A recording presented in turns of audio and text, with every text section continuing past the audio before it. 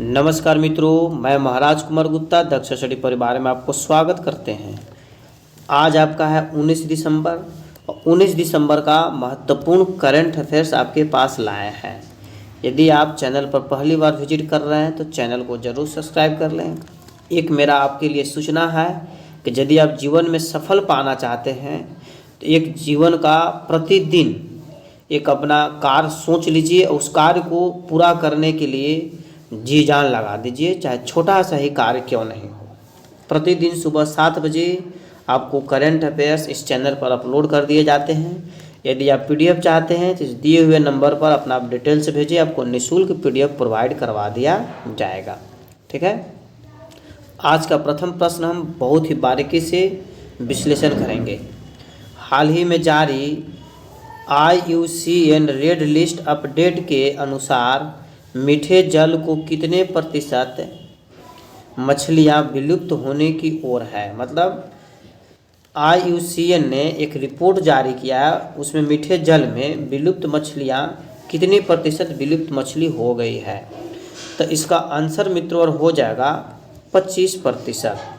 कितना प्रतिशत मछलियां विलुप्त हो गई है? 25% विलुप्त हो गई है। अब हम थोड़ा सा इस पर बारीकी से ध्यान दे देंगे कि IUCN का फुल फॉर्म क्या है। याद रखिएगा, international union for conservation of nature. International union for conservation of nature इसका फुल फॉर्म है। अगला प्रश्न पर मित्रों ध्यान दीजिए बारीकी से। हाल ही में कौन UNIDROIT के लिए चुनी गई पहली भारतीय महिला बनी है। हाल ही में कौन UNIDROIT के लिए चुनी गई पहली भारतीय महिला बनी है। तो इसका आंसर हो जाएगा मित्रों उमा शेखर। सी नंबर क्या हो जाएगा? उमा शेखर। ठीक है। इसके मुख्य बिंदु पर हम लोग ध्यान देंगे कि आज का मुख्य बिंदु है कि PFRDA बोर्ड का अंशकालिक सदस्य परम सेन को नियुक्त किया गया। ठीक है। सियाचिन ग्लेशियर के ऑपरेशन पोस्ट पर तैनात होने वाली पहली महिला मेडिकल ऑफिसर फातिमा वसीम बनी है। बहुत ही महत्वपूर्ण आपका है। हैदराबाद शहर का नया पुलिस आयुक्त KS रेड्डी को नियुक्त किया गया है। सैम आल्टमैन को फिर से ओपन AI के CEO के रूप में नियुक्त किया गया है। ठीक है। आपको याद होना चाहिए मुख्य बिंदु। अगला क्वेश्चन पर ध्यान देंगे। हाल ही में ध्यान दीजिएगा। ठीक है।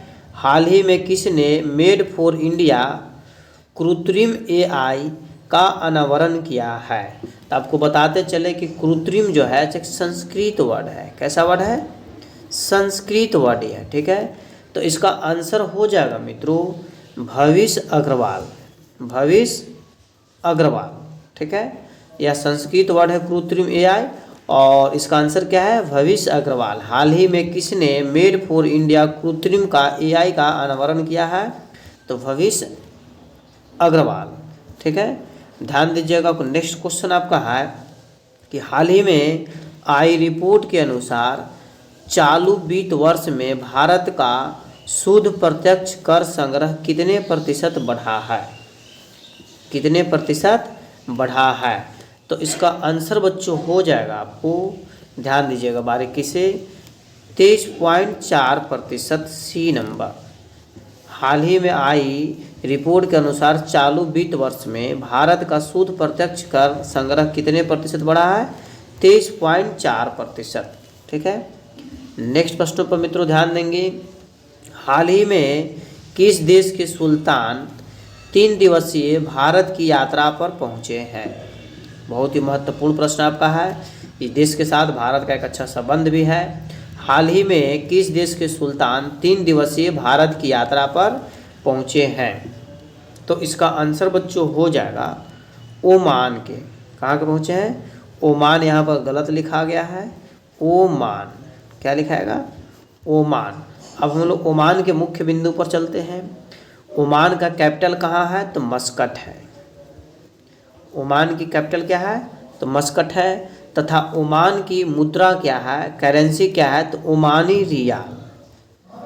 ओमानी रियाल आपको याद होना चाहिए, ठीक है। और सुल्तान तो आपको बता ही दिए कि हाल ही में किस देश के सुल्तान ने 3 दिवसीय यात्रा पर आया है, तो ओमान के हैं, ठीक है। अगला प्रश्न आपका है हाल ही में आई रिपोर्ट के अनुसार किस राज्य के 30% से अधिक बच्चों में डेंगू पाया गया है। बहुत ही महत्वपूर्ण प्रश्न आपका है। तो इसका आंसर बच्चों हो जाएगा केरल। केरल के बच्चों में 30% से अधिक बच्चों में डेंगू का शिकार पाया गया है, ठीक है। अब हम थोड़ा सा केरल पर ध्यान देंगे। केरल की राजधानी कहाँ है, तो तिरुवनंतपुरम। केरल की राजधानी कहाँ है, तिरुवनंतपुरम। केरल के आपको सीएम कौन है, तो पिनरई विजयन। पिनरई विजयन। तथा केरल के राज्यपाल कौन है, तो आरिफ मोहम्मद खां। आरिफ मोहम्मद खां आपको याद होना चाहिए। प्रत्येक प्रश्न को डिटेल्स में विश्लेषण बताते चलेंगे। यदि आप भी याद करना चाहते हैं तो आप इसी तरीक़ा से डिटेल्स में एक साथ ग्रुप में बैठ करके डिस्कशन किया कीजिए। यदि आपको वीडियो अच्छा लग रहा हो तो अपने स्टडी ग्रुप में ज़रूर इसे शेयर करें ताकि सभी लोग पढ़ सकें, जिससे सभी का सफलता निश्चित हो जाए। इसके मुख्य बिंदु पर ध्यान देंगे। भारत की सबसे तेज सौर इलेक्ट्रिक नाव बाराकुड़ा केरल में लॉन्च किया गया। भारत का सबसे तेज सौर इलेक्ट्रिक नाव बाराकुड़ा केरल में लॉन्च की गई। केंद्रीय मंत्री नितिन गडकरी ने केरल में लग्जरी जहाज क्लासिक इंपीरियल का शुभारंभ किया। केरल में पारुमला पेरुनल उत्सव मनाया गया। बहुत ही महत्वपूर्ण प्रश्न है कि पारुला पेरुनल उत्सव कहाँ मनाया जाता है, तो केरल में मनाया जाता है। आपसे पूछ सकता है एग्जाम में। अगला प्रश्न पर बच्चों ध्यान दीजिए। हाल ही में किस देश के द्वारा प्रदत्त सेवा मुक्त किए गए जहाज को भारतीय सेना पुनः सेवा में शामिल करेगी, ठीक है। बहुत ही महत्वपूर्ण प्रश्न आपका है कि हाल ही में किस देश द्वारा प्रदत्त सेवा मुक्त किए गए जहाज को भारतीय सेना पुनः सेवा में शामिल करेगी। तो इसका आंसर हो जाएगा बच्चों मालदीव। क्या हो जाएगा, मालदीव। हम लोग चलते हैं थोड़ा सा। मालदीव की कैपिटल कहाँ है, तो माले है। मालदीव की कैपिटल कहाँ है, माले है। और मालदीव की करेंसी क्या है, तो मालदीव रुपया। मालदीव रुपया। और आपको याद रखना है कि मालदीव के वर्तमान प्रेसिडेंट कौन है, राष्ट्रपति कौन है, तो मोहम्मद मोइचो।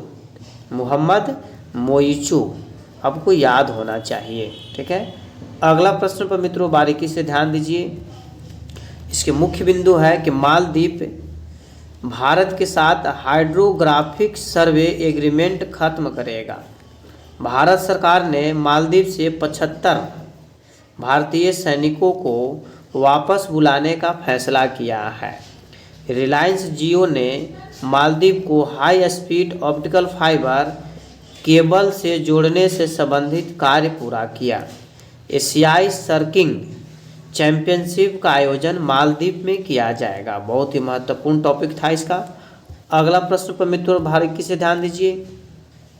हाल ही में किसके द्वारा स्वदेशी जलवायु पूर्वानुमान प्रणाली विकसित की गई है। बहुत ही महत्वपूर्ण प्रश्न आपका है कि हाल ही में किसके द्वारा स्वदेशी जलवायु पूर्वानुमान प्रणाली को विकसित की गई है।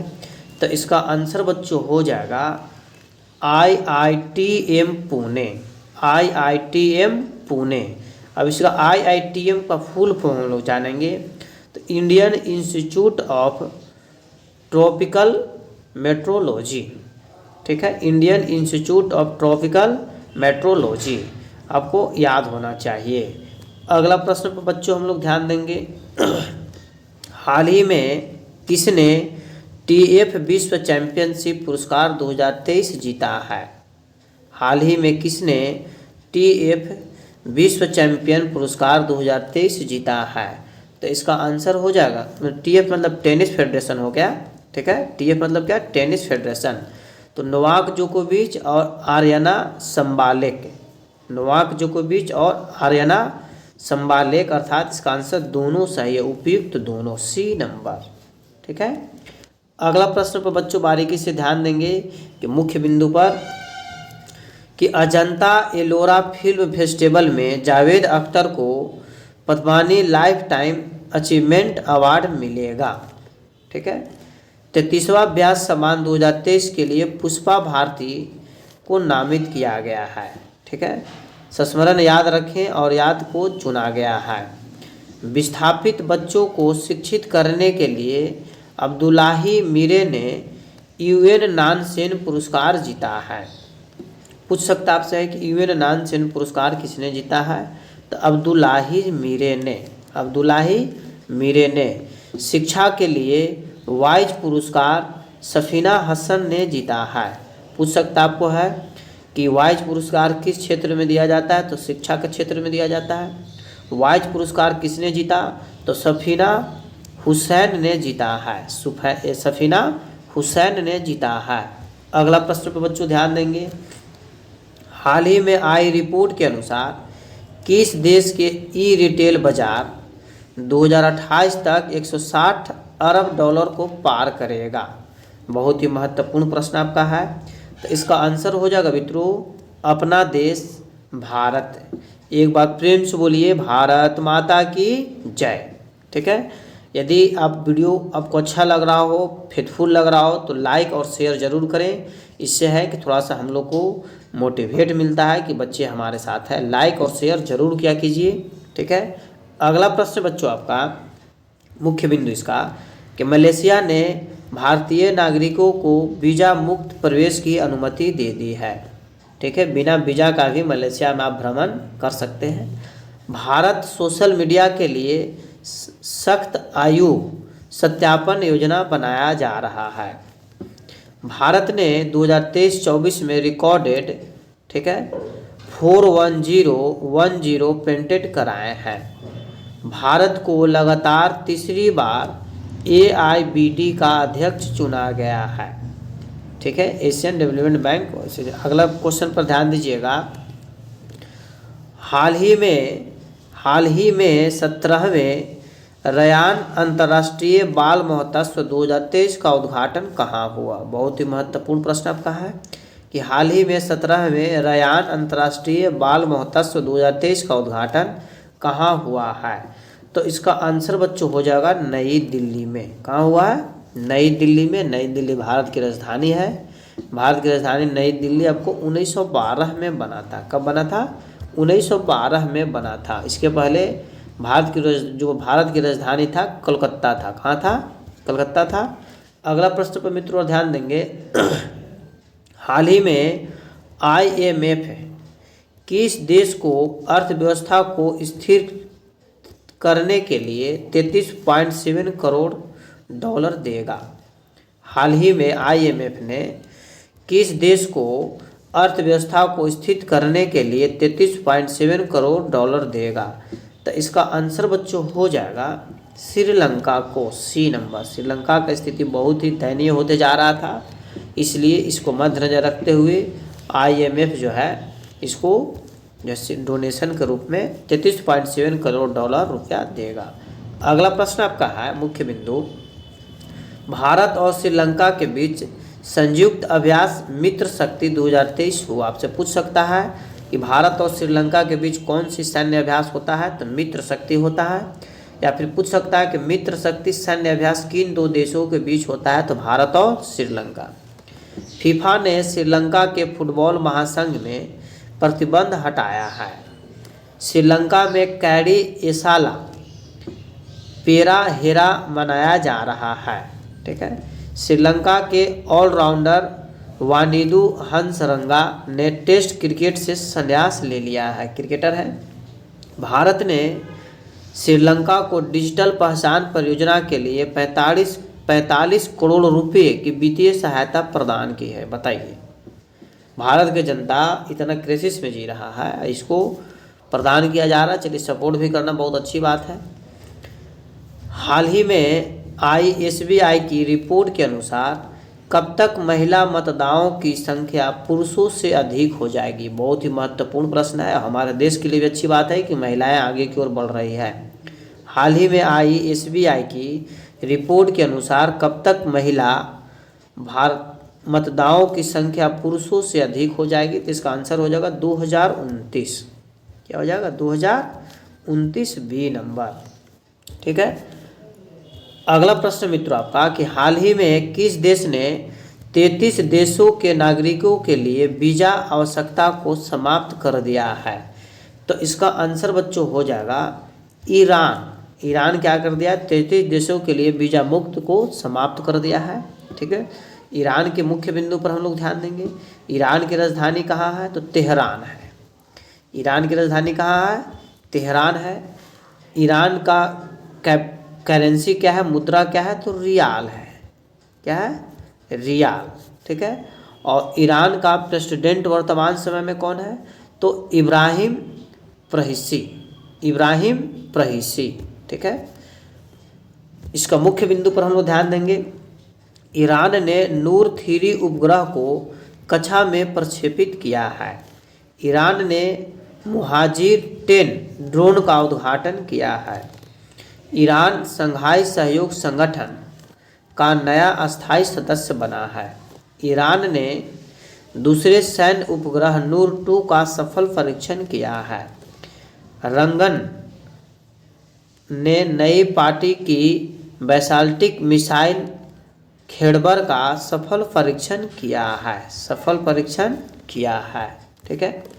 आज का अंतिम प्रश्न आपका है कि हाल ही में INS कदमत लंबी दूरी के ऑपरेशन के लिए कहां पहुंचा है? हाल ही में INS कदमत लंबी दूरी ऑपरेशन के लिए कहां पहुंचा है? तो इसका आंसर हो जाएगा मित्रों फिलीपींस पहुंचा है। कहां पहुंचा है? फिलीपींस पहुंचा है। ठीक है। इसके मुख्य बिंदु पर हम लोग ध्यान देंगे। फिलीपींस की राजधानी आपको कहाँ है? तो मनीला है। फिलीपींस की राजधानी कहाँ है? तो मनीला है। ठीक है। आपको याद होगा पहले से। और फिलीपींस की प्रेसिडेंट वर्तमान समय में कौन है? तो वांग मार्कुम। बहुत ही अल्टरनेट नाम है, आपको याद रखना है। ठीक है बच्चों। आपका आज का SW आपका है। आज का प्रश्न आपको कमेंट्स में इसका आंसर देना है। प्रतिदिन इसी तरीका का प्रश्न आपके पास दिया जाएगा।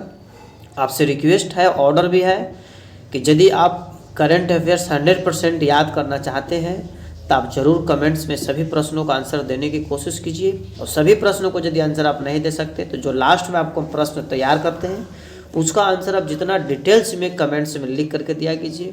तो प्रश्न आपका है कि हाल ही में भारत के कितने राज्यों में चुनाव हुआ तथा उनके नाम बताएं। इसका आप डिटेल्स में लिखिए कि कितने राज्यों में चुनाव हुआ और कौन कौन राज्यों में चुनाव हुआ, उसका नाम भी आप जरूर लिखें। और ये भी लिख सकते हैं कि वहाँ का CM कौन है और राज्यपाल कौन है। मतलब जितना डिटेल्स में आप लिखिए उतना आपके लिए फ़ायदा है। यदि आप इस चैनल पर पहली बार विजिट कर रहे हैं तो चैनल को ज़रूर सब्सक्राइब कर लें। ठीक है।